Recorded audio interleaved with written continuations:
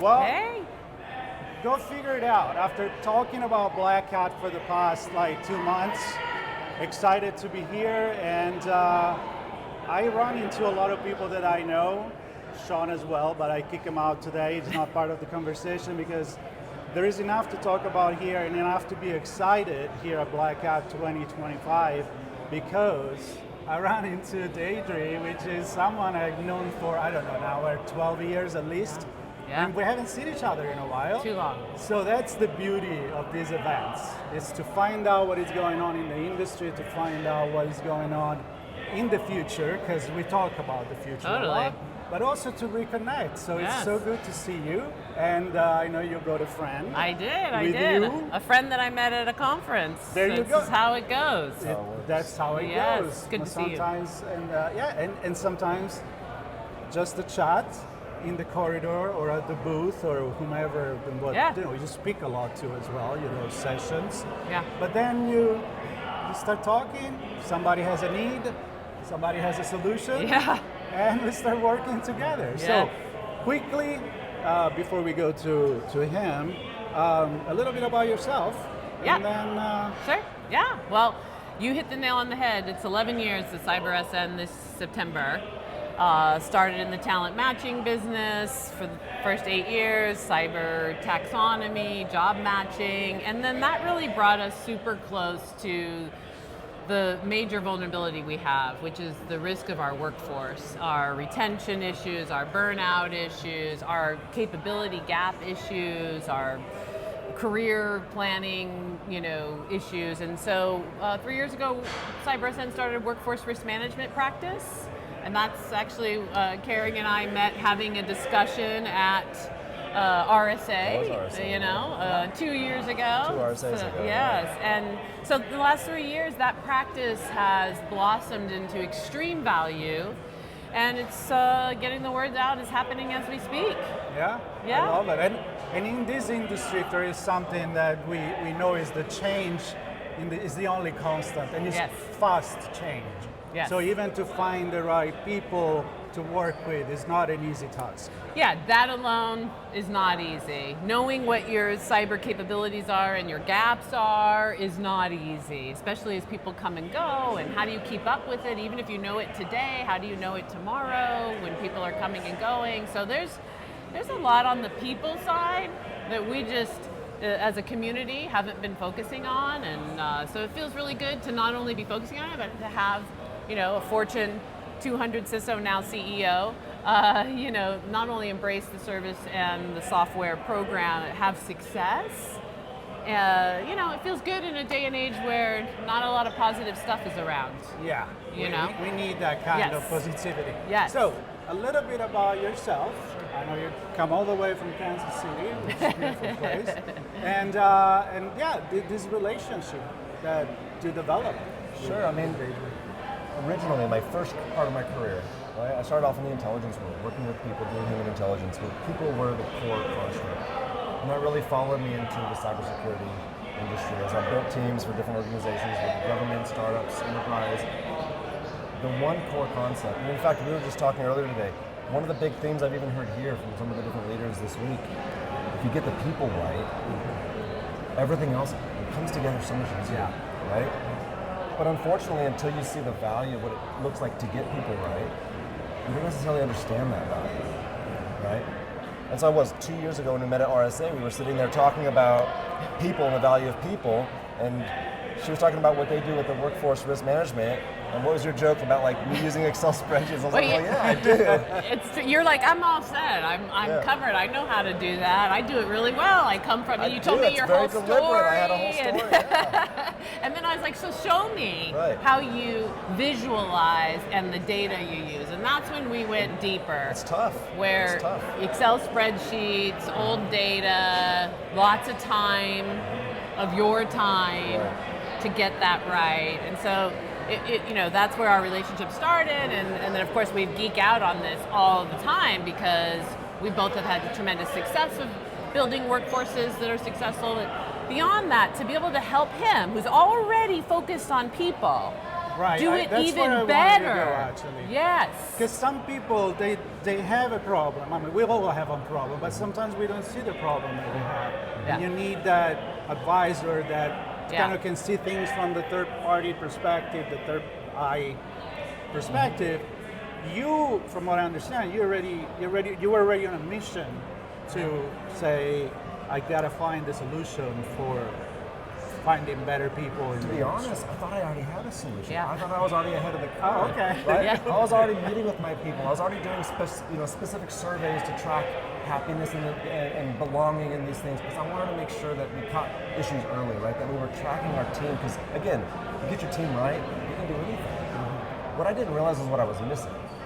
Right? So you bring a modern platform that has a taxonomy, so you can go and you can re-interview your people, like a recorder, for example. You can see that, you know what, hey, I hired him as an analyst, but why is he doing all this engineering work? Maybe he's better on the engineering team. Right? It basically took my really rudimentary stuff that I thought I was ahead of the game. And I was like, wow, like you can see it, you can move it around, it's pretty, but it gave me a level of visibility in my team, what they were doing, and what their time, how their time was being spent.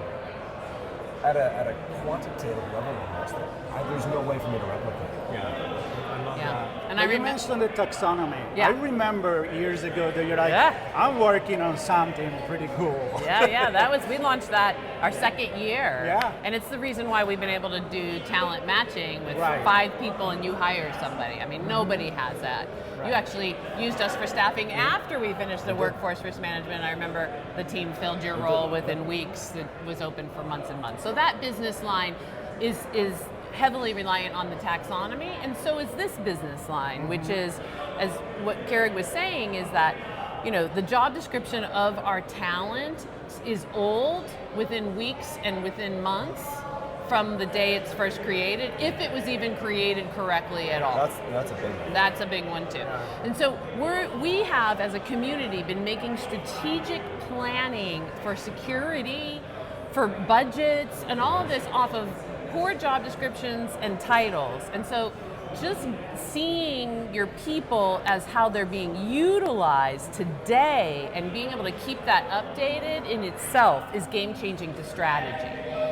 And I remember after our engagement, your ability to speak to the business and speak up was significantly impacted. If you think about it, right, the common refrain that every cybersecurity team has is we don't have enough people, we don't have enough people, we don't have enough people. Yeah, the famous gap. How do you quantify that? Yeah, how do you quantify that and go to your leadership and say, you know what, here's why. How do you show the gaps and how you're not able to meet specific capability requirements or resourcing requirements? It's really hard to show that using really the lack of tools that we have right now in that space, right? It's very subjective, right? How do you capture what somebody's doing as part of their job to know whether or not you have enough support for specific aspects of your program?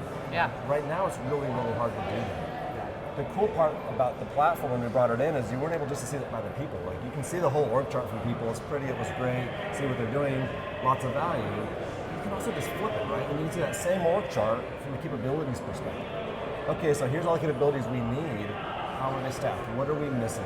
Right? How do we plan for the future as we grow? You know, maybe this capability isn't the most important right now, but we don't have anybody on it anyway. Maybe that's a plan for later, but it allows you to visualize it, move it around, play with the data, and there's nothing else out there that does So that. it's something like a cross-reference. Exactly. Yeah, and imagine CIOs, CFOs, CEOs, like now they can understand what the security leader is dealing with in a way that is logical, not just a spreadsheet. And so getting budgets become a lot easier. You were able to build your team more. It's easier to get budgets. It's easier to make a business case for where you're going as you grow. Yeah. And frankly, it's going kind of back to the first problem. It's easier to understand your team at a level that allows you to empower them, because you can see things that you otherwise would completely miss. I loved that about working with you and hearing the feedback was, as somebody that's super already, you know, his people love him, he's got great relationships with all his leaders, that was very apparent.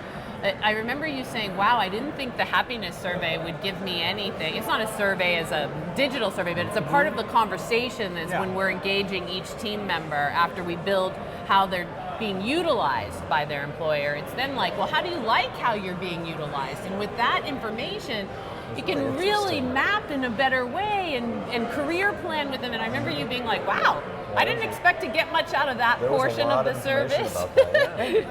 And what is the feedback that you've been getting from the people? Yeah. Because that's, again, you have a happy employees, Yeah. he performs better, he's doing the job that is made to be doing, not just a title that, I'll apply for that because I make more money, but I don't know if that's going to last. Like, I mean, This are you on a mission? is something that unfortunately a lot of leaders miss. Right? Your staff, part of caring for them, part of investing in them, part of getting the ROI out of hiring them is to make sure that they're happy, because a happy employee, happy is maybe the wrong word. Happy is important, obviously, but one that feels like they're fulfilled, right? Yeah. Like they have a purpose. Yes. Yeah. And that's the so word. if you have an employee and you know where they want to go, you know how they feel about the team, you get all this extra data, your ability to craft development plans, your ability to help them, move, change parts of the team, the ability to help career plan becomes so just nailed in that they can't help but really feel that you see them in a way that you normally historically couldn't see them as well. Yeah, and therefore they're super appreciative. Yeah. Your team, I think, when you were leaving, make sure CyberSN, renewal happens. That was their request. He's recently left his organization to become a CEO, and that was their request. And so to your answer, these employees, I like to call us teammates, now feel like, wow, they're investing in understanding more and planning more, and so it just adds to professional efficacy. Yeah. And so career planning was a great result. You made some good moves. Yeah, and I'm assuming also when you look at the psychology, like the connection with the business, with the other people, with the team, obviously it's not just about, I'm good at what I do because I have the skills to do it, technical knowledge, all of that, but actually, are you good at doing it because yes, you're fulfilled, but are you also good at doing it because you work well with your team? Right. So my point is, when you look at all the data that you can collect from the person looking for the job to the perfect match, how important it is, the psychology of, Yeah. And it's easier once somebody's done this workforce risk work and has a program to just know what they need. It's so hard for these security leaders who are running 1,000,000 miles an hour, putting the wings on as they run, and then, oh shit, there's somebody left, and okay, well, we need to get that title of a person, and they don't really have the insight to really what's going on in their whole org such that they can actually hire the person that they need. Well, I was going to say, that's a big part of it, because you look at the general job descriptions out there, and they're generally fixing square peg round hole, right? You just go and Google, security analyst job description, and people hire for it, but they come in and maybe they're doing something different. Maybe they're doing vulnerability management or something else, because you have gaps that you need to fill. Yeah. Right? When you know what gaps you have to fill, and you're able to have a ready taxonomy ready to go, you can effectively build that custom job description for the role that you need. So you have that proper expectation management. Yeah. If you hire somebody under your team, they're coming in with one thought. Here's what I'm going to do. They show up, and you're like, I actually need you to do this, but I didn't have that ability to really, document that as part of the job description. Yeah. Now you have the ability to really customize and make it clear. Because that way, obviously you start off on the wrong foot. What's that old saying? It's easier to burn a bridge than to build one. You may be yourself the company hiring that actually wrote the wrong, let's say, all the time, descriptions for the job, and you don't really know, because it's not your job. Right. Your job is another. It's reactive. We've been working in a reactive approach to people, and this is about being proactive. Yeah. And even if somebody quits, you really know your next move versus kind of thinking you just need this title of a person and you think you know the job. It's literally game changing to feeding the brains of these brilliant leaders who have so much going on. They don't have the time. They don't have the time to sit and really think strategically about this job that they need filled. Yeah. And that's what I want to get everybody out of. Let's be proactive no matter what's going on. You're going to have the right data to make really good decisions, and then of course the tools to go do what you need to do. And what about the peace of mind of knowing that you have a partner, you have also a tool that it allows you to think like, I can grow my business, and I can find the people that I need. So kind of like, again, peace of mind for the future, Yeah. I mean, how does it project? It does. I mean, of course, it positions us, well to service FTE, contract work, SOW work, meaning like, hey, you don't need an FTE for that. You should probably bring in a contractor for 6 months, get this done, and then bring in an FTE because then they'll have a career. Or you don't even want a contractor. You want this to be SOW because you want somebody else to watch it with you. You don't have enough time. So we'll give you this person to do this work, very measurable. And so yes, it really positions for this partnership of, wow, I can move operations, I can get to automation, I can get to repeatability because I'm being strategic, I'm being proactive, and it's not just FTE, contract, there's a purpose of when this person's done or what their next move is going to be within your organization. And that allows for people to operationally be efficient, which is what we're lacking. If we don't have retention and we have burnout, we're lacking operational efficiency, never mind professional efficacy. Does it make you look at also the business in the operation in a way that maybe you haven't thought about before from the employees and workforce perspective? I mean, like maybe the approach to the way you run your business, knowing that you have a different approach in how you manage your team, does it make you see opportunities maybe where it helps you understand the people, right? It's kind of like, if you think of your people as tools in a tool chest, right? And you hire somebody because they do X or they do Y, that's kind of the assumption that that's what they're good at, right? When you get to know them better, when you go through the taxonomies, when you figure out what they end up doing on the team, even if it wasn't what they were hired for because they happen to be good at it, right? You start realizing, you know what, these tools are multi-tools. And it allows you to have a much better plan for how you're going to leverage them throughout the organization, help them upscale, help them identify and those opportunities, those hidden traits, and find those opportunities for them to maximize, what they're able to, the value they're able to provide. Yeah. I've heard a lot of calls coming from HR too, when unfortunately a lot of companies have been having to go with less. It's like they don't know who do you lay off? They're just picking based on titles. Meanwhile, or tenure or something else that doesn't make any sense. And they wish they had this kind of data. And so it's don't also great nobody wants to do that, right? And so that's also the problem. You don't want to look back and say, I'm going to hire you again, I made a mistake. Yes. So that's never going to happen again for anybody that's utilizing CyberSN. We're not going to randomly decide how to shrink or grow our teams. And it is random today. I shouldn't say random. It's the best information as we have at that time, and we know that information is poor. The more you know, the better you can make your decision. Yes. So as we wrap this, I am happy that one of our first conversations here at Black Hat is actually not about AI. Yes. I had to say it for a second. Yes. But it's actually about people. It's not about the technology. It's about people. And with all the cybersecurity conference I've been on at this point, I've seen that switch from it's just technology, no, it's the human element, no, it's people at the center. Even now in a world where we think AI is going to take over all the jobs and generative AI, let's end with a sentence each with the value of people. That's what makes us human, right? Yeah. I mean, all the research that I've been doing about what's going to happen with AI is leading me and lots of scholars to believe that emotional intelligence skills will be the most valued skill set because the work's being done for us, and now it's all about creative strategy, working with each other in a way that we're still not dealing with today because there's all these repeatable tasks that people have to do. So even though there isn't great communication skills, everybody's just dealing with each other. Well, now we're going to move into this age. We have to actually engage in a way that allows creativity to flow, or we won't win. It's fascinating, AI has become such a gimmick word. Right? AI, everybody has to say it because it's for their product, otherwise they're behind, right? And I think the new one's agentic AI, right? Yes. And there's some value when you look at the core concept. There's some value in a lot of these technologies.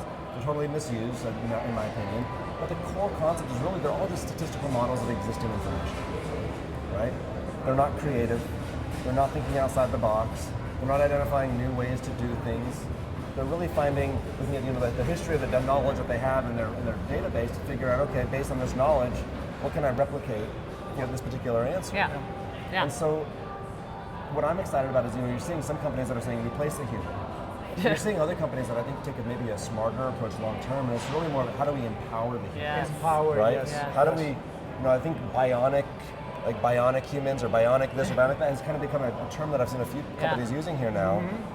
Not to replace them, not to create things that are completely autonomous per se, but rather how do we empower the people we have, let them do more with less, so that we can still focus on the people. Yeah. But instead of getting rid of them, we're putting that superhero costume on.